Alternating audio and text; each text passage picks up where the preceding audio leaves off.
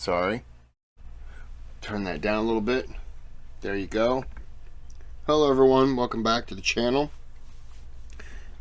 I'm K-Fry in the house. For the deuce. Can I say that? Is that illegal? I've said it anyways, who cares? I'm doing something different today. This is a different channel. It's called LEMMiNO. I didn't just play 3 seconds so that you wouldn't hear it. I clicked on the record button and then I hit enlarge and it just starts playing. It does that every now and then. So LEMMiNO, this is the lost colony of Roanoke, and there's another channel that I was watching called Vlogging Through History, and he did one of these videos. It was I don't remember what it was. I watched a couple minutes of it and I was like, I really like the way the guy does it. Oh, it's DB Cooper, which I'm going to do next. It's a really cool like animation that he does, so I stopped it and I was like, I'm doing that one. I'm gonna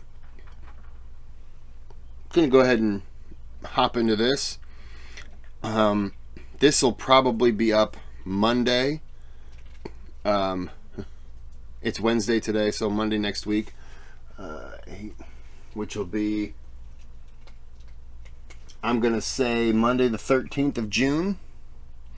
And starting next week, I'm gonna try to do 2 videos a week for 5 days. Today I just did 1, but I'm gonna try 10 videos a week. When I come home from work, I have to do 2 videos. With the weekends the way they are, I don't want to sit around on a Saturday and make 10 videos, so I want my weekends back. So I'm trying to do videos that aren't as big, you know. I mean, 30 minutes is okay. It'll probably turn into a 40-minute video, but I'm trying to get a couple videos done, and an hour and 15 minutes each night. I don't want to spend a whole lot of time doing a lot of videos. So if you have requests, still send them to me. So far, S-Fry is the only one who does anymore. Meg T's disappeared. I think she was kidnapped. We don't know yet. And Kylie is currently undercover as the queen, which I wasn't supposed to say. And then, I mean, Greg's busy, you know, he's flying all over the place, drinking blood, high-fiving other vampires. He's got to do what he's got to do. And Fran, you know, I don't know, Fran's in and out. I think Fran's a time traveler. He kind of shows up, watches videos, disappears.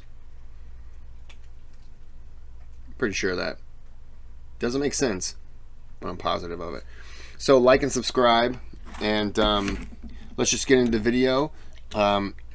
No chips, no avocado or hummus right now. I just finished my dinner, so I'm gonna have some peanut M&Ms.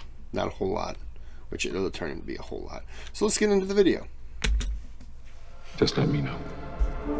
Let me know. There you go. Near the end of the 16th century, a man by the name of John White embarked on a transatlantic voyage. His destination was the island of Roanoke along the southeastern coast of North America. On this island, White had established an English colony some 3 years before, and he was now returning to resume his position as governor. After a long and difficult journey, White finally reached the site of the colony, only to find the more than 100 men, women and children he'd left behind had disappeared. A secret message carved into a tree was one of the only clues left behind at the scene. Before White had a chance to conduct a more extensive search, the ship returned to England, and in its wake, it left a mystery. What happened to the lost colony of Roanoke?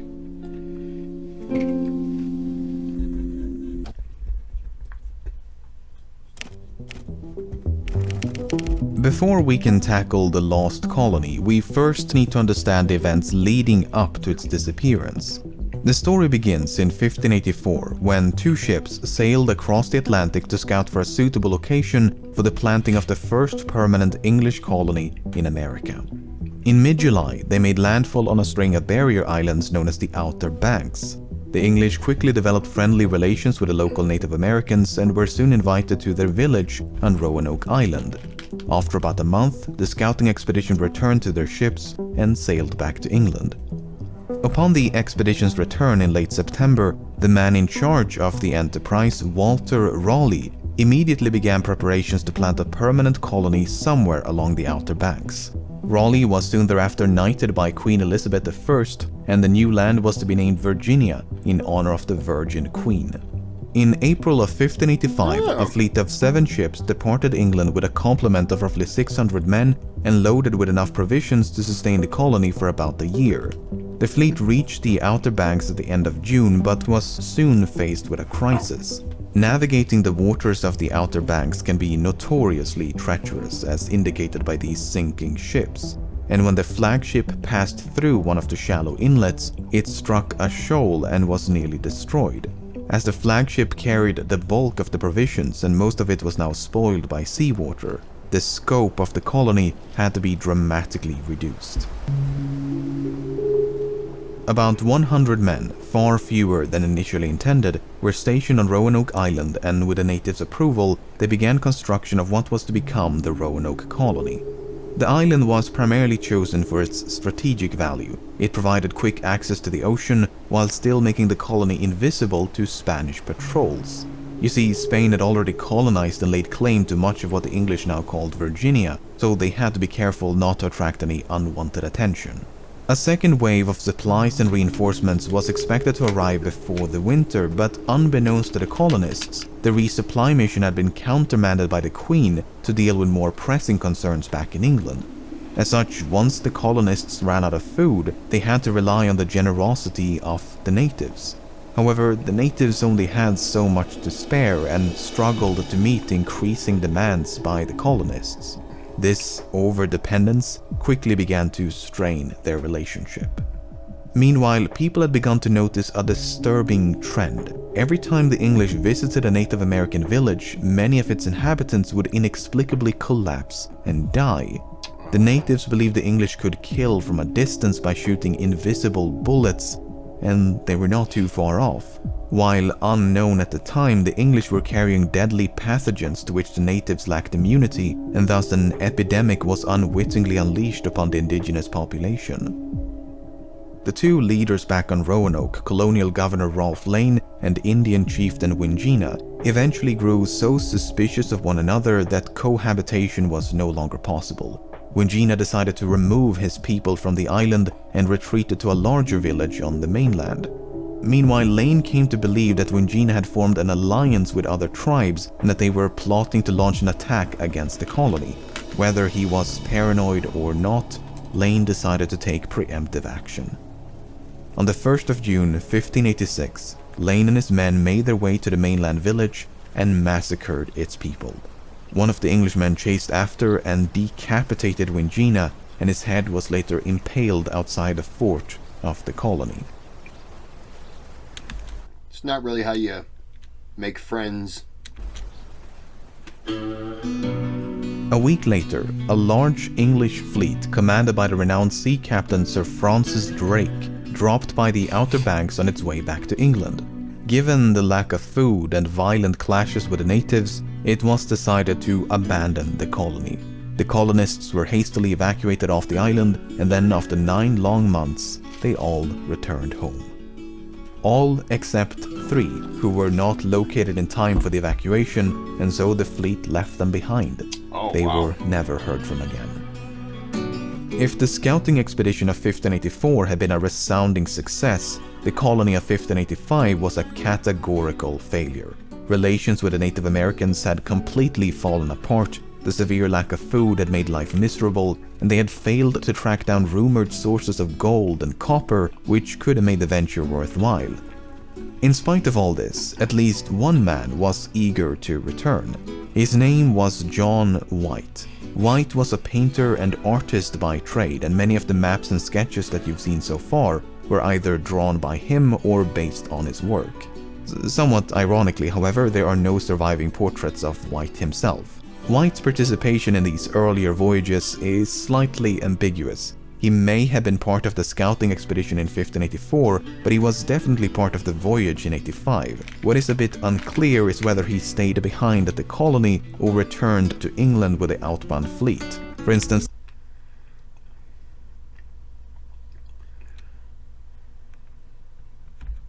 okay, it's just the names. Sorry. White's name is not included in a surviving list of all the colonists. But some historians believe this is merely an oversight and that he was in fact part of the colony. In either case, Sir Walter Raleigh was eventually persuaded by White and others to attempt a second venture. Unlike the first colony, which had been more akin to a military outpost, the second would include women and children, including White's pregnant daughter, Eleanor Dare. After a long struggle to secure the necessary funding, a fleet of 3 ships commanded by White, who would also serve as the governor of the colony, departed England in late spring of 1587.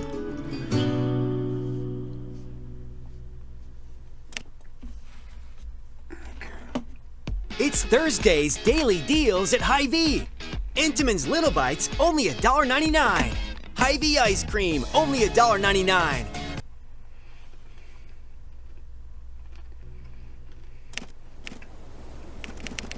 The misfortune of the first colony did not end with its evacuation in 1586. Only days later, a ship filled with provisions sent by Sir Walter Raleigh arrived at the Outer Banks. The crew spent some time searching for the colonists, but when they found no sign of them, including the 3 men that had been left behind, they returned home.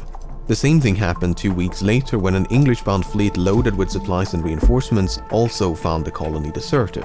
Unwilling to leave the colony vacant, however, the captain left 15 crewmen on Roanoke before the fleet resumed course for England. John White had been told about the 15 crewmen before he departed, so when his fleet approached the Outer Banks in late July of 1587, he intended to pay them a visit. But this is where things get confusing. You see, the second colony was never intended to be established on Roanoke. After all, the long list of complications encountered by the first colony made it clear that Roanoke was far from an ideal location. Instead, the second colony, or the city of Raleigh as the man in charge had so immodestly named it, was to be planted somewhere along the coast of Chesapeake Bay.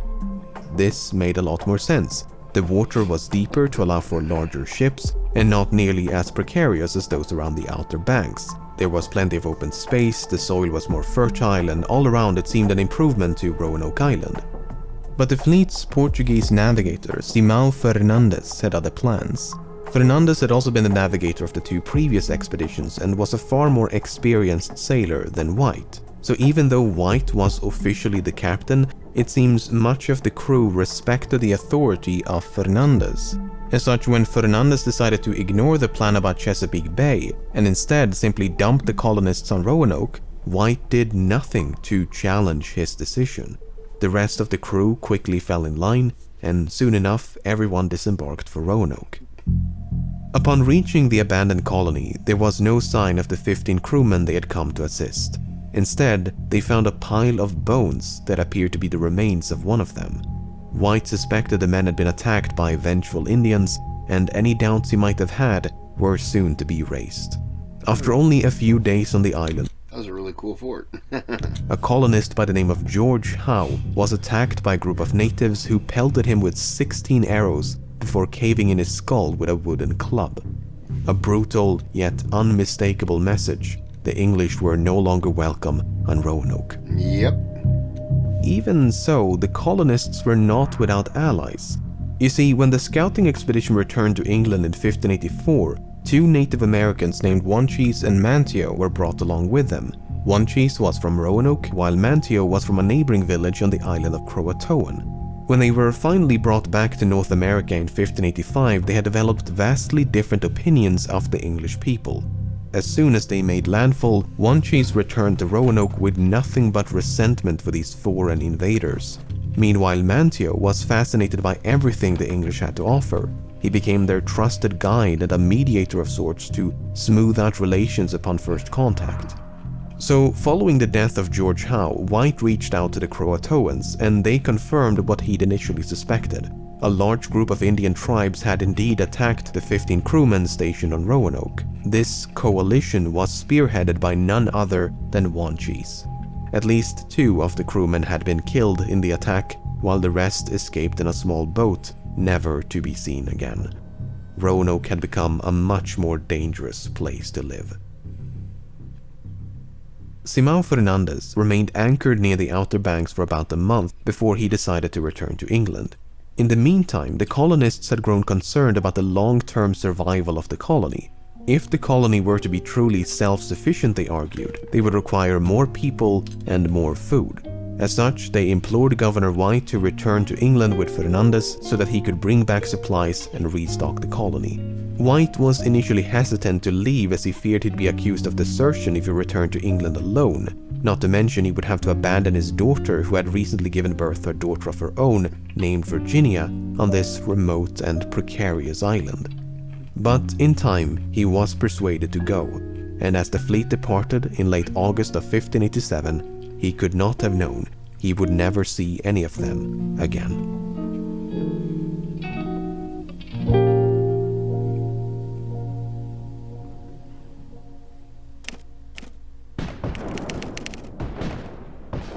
After a long and difficult voyage, John White returned to a country at war. By orders of the Queen, no ships were to leave England until the threat of a Spanish invasion had passed. This was bad news for White, and his best efforts notwithstanding, he remained trapped in England for 3 long years. It was not until the spring of 1590, with the help of Sir Walter Raleigh, that White finally managed to book passage in a convoy bound for America. Upon reaching the Outer Banks in mid-August, plumes of smoke appeared to emanate from Roanoke Island. 2 boats were quickly dispatched, and the crew fired the ship's cannons to make their presence known. The men could see a great fire as they approached the island, but White never clarifies whether it was natural or lit by people. Once ashore, they made their way to the west end of the island and found a set of footprints. They appeared to be fresh, but there was no sign of those to whom they belonged.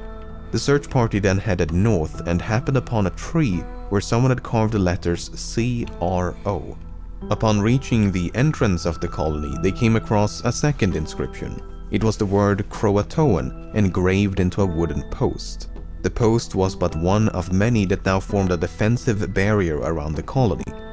The colony itself was deserted, and clearly had been for some time, given the overgrowth of grass and weeds. The houses had been taken down and stripped of valuables.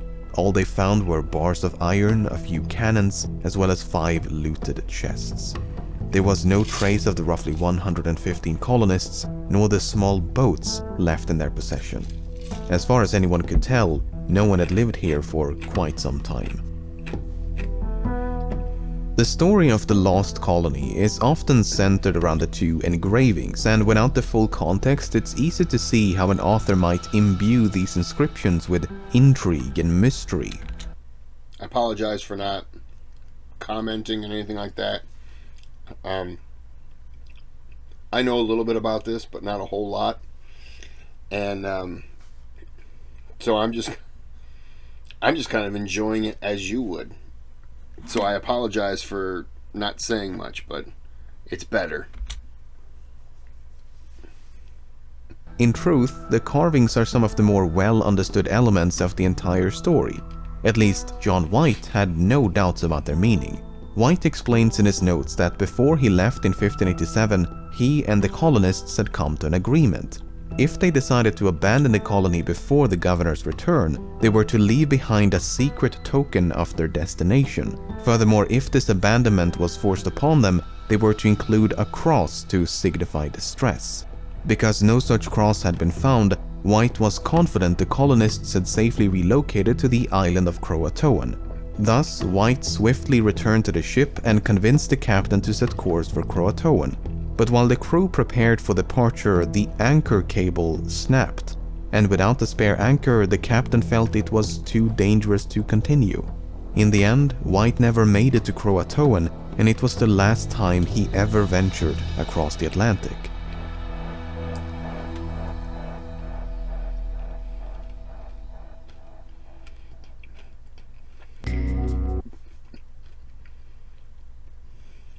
Rise and shine.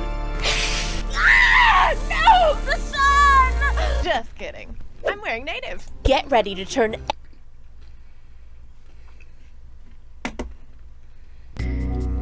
While an unsatisfied... Anyone else think that's a very... I mean, obviously today's standards is different. That seems like a very weird reason to not be able to go to an island because your anchor line snapped. That just seems weird. Nope, anchor doesn't work. We gotta cross the ocean, go back home. By conclusion, it seems relatively safe to assume the lost colony of Roanoke simply relocated to the island of Croatoan. Case closed? Well, not quite. You see, while explaining the meaning of the inscriptions, White revealed another interesting yet puzzling detail. With a single sentence, White explains that before he left in 1587, the colonists were preparing to move 50 miles into the mainland. While Croatoan is about 50 miles south of Roanoke, it's also an island, distinctly not part of the mainland. As such, this lone sentence introduces, if but a modicum of doubt, to White's version of events. Perhaps Croatoan was not their intended destination after all. If so, where could they have gone?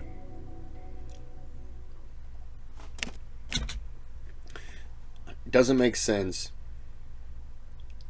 unless they feared that moving inland would present more fighting against the natives. But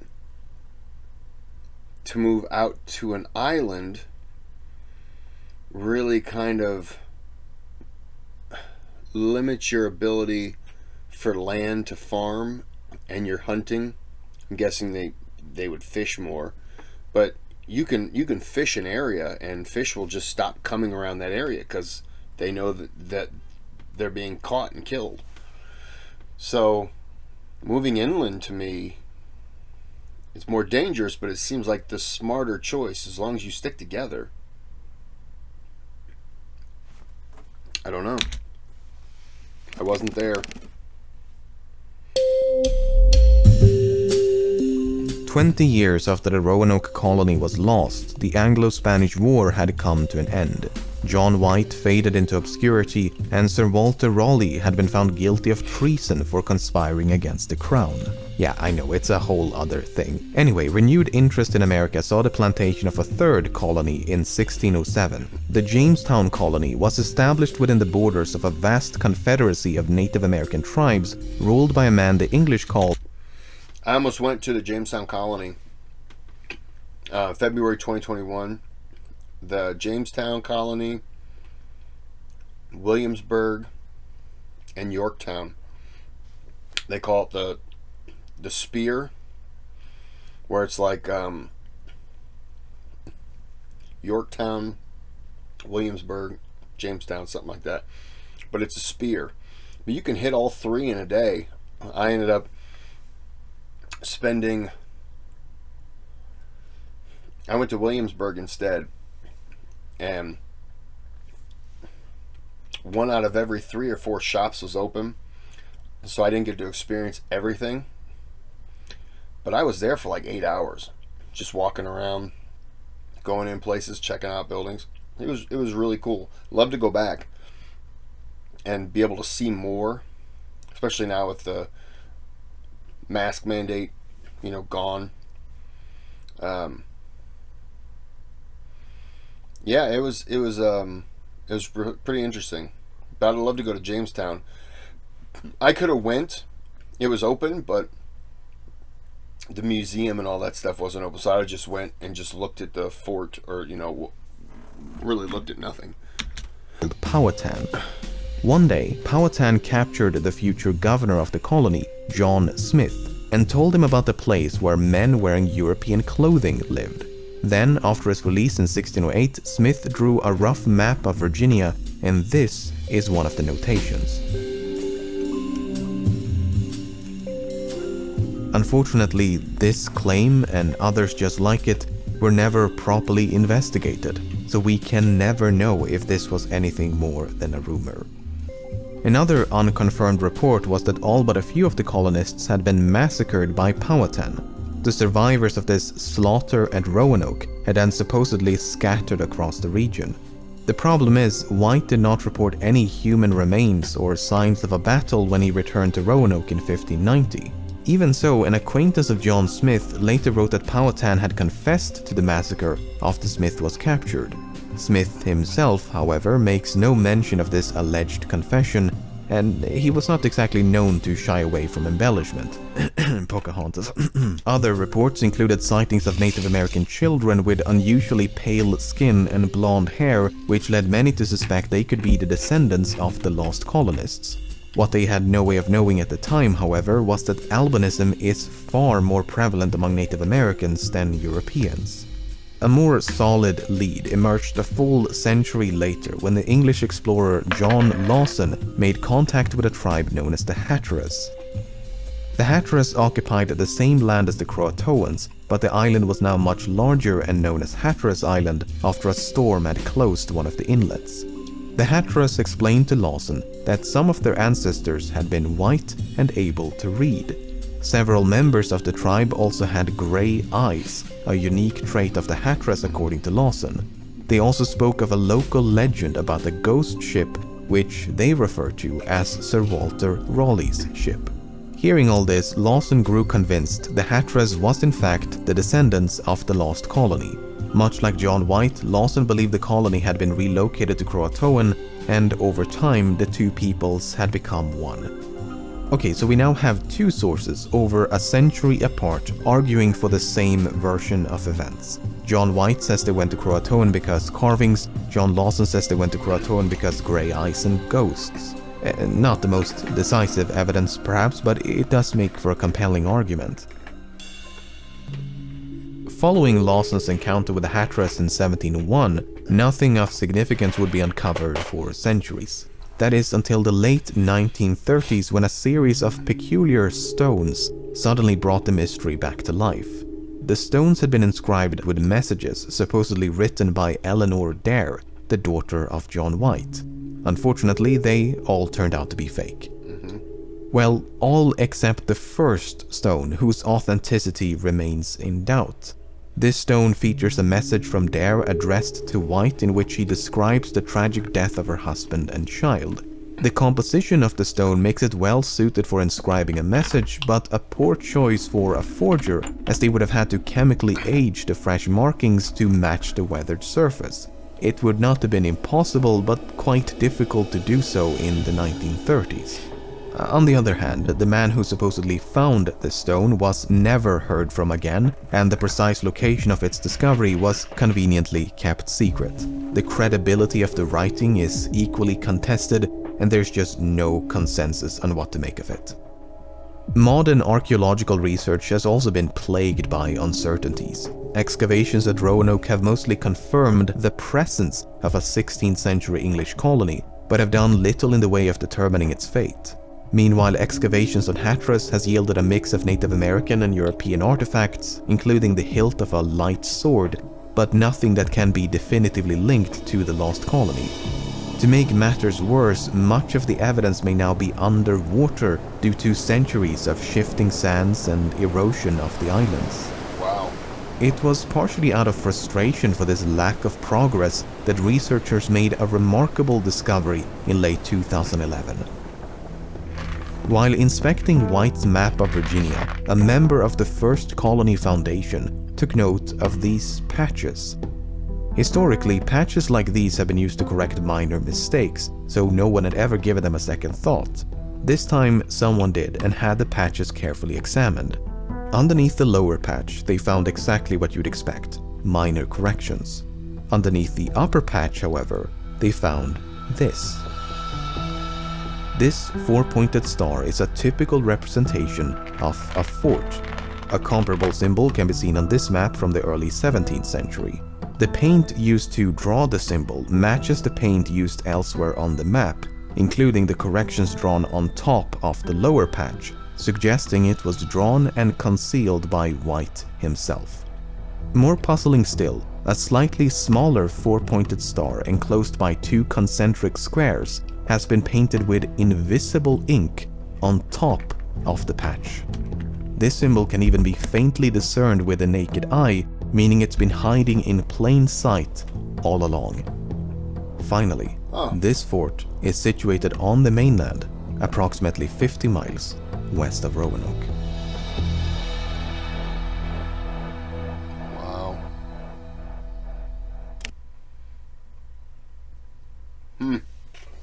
My money should work as hard as I do. That's why I use my Freedom Unlimited card every time I get gas. Get a little slack.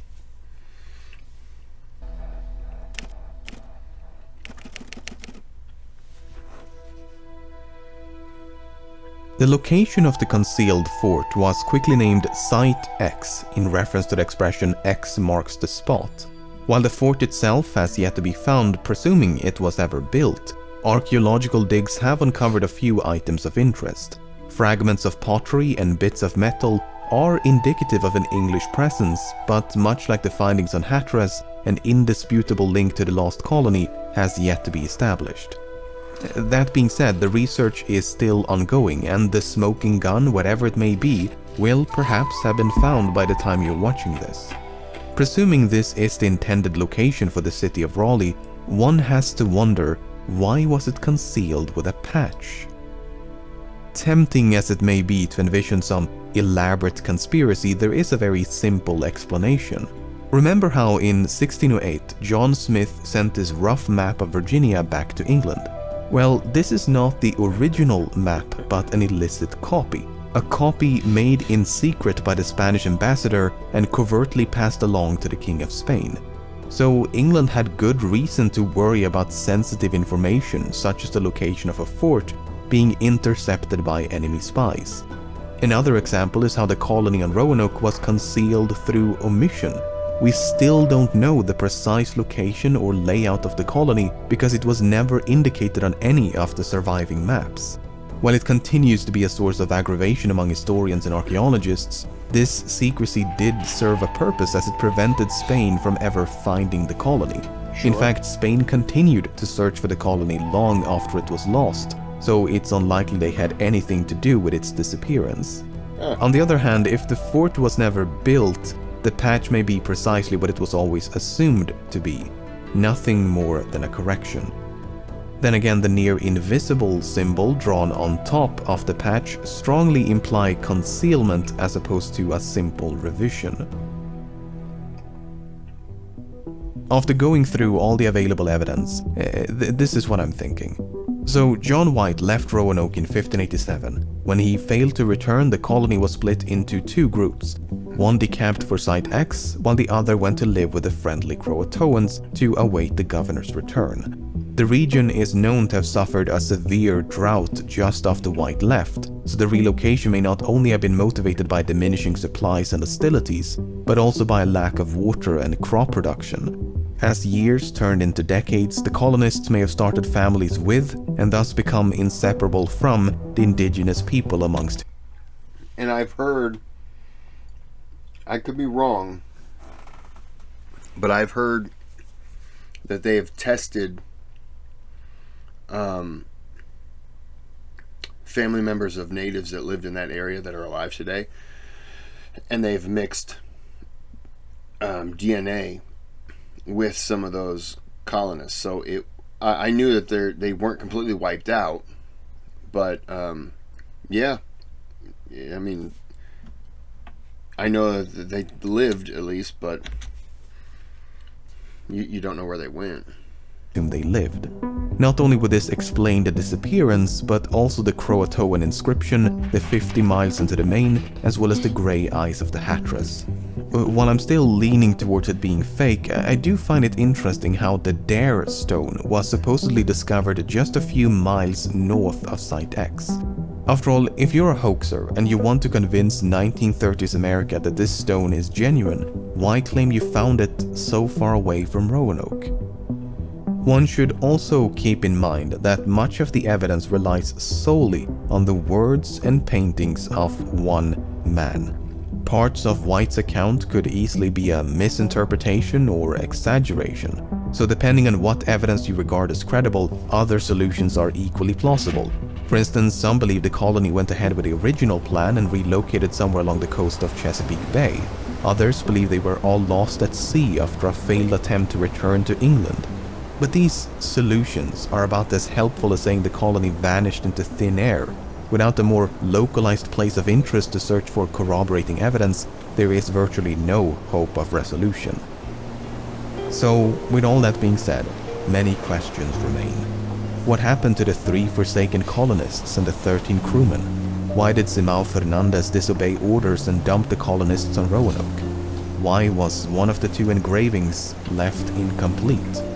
Why was everyone named John? As for the most important question of them all, well, if there is an answer to that question, chances are it lies buried somewhere at Site X, just waiting to be found. Very cool. Very interesting video. I didn't realize that's why Virginia was named that way.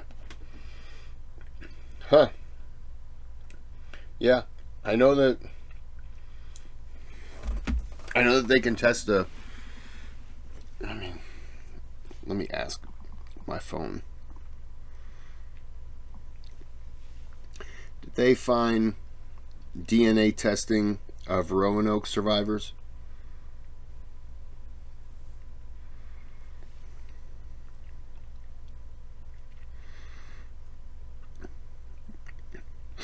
Are there descendants of the lost colony of Roanoke? The Lumbee people also have similar linguistic patterns as Europeans. There is evidence to suggest that the Lumbee people of North Carolina are the descendants of the Roanoke colonists. The Lumbee people are trying to get federal recognition, which may be helped with genetic testing.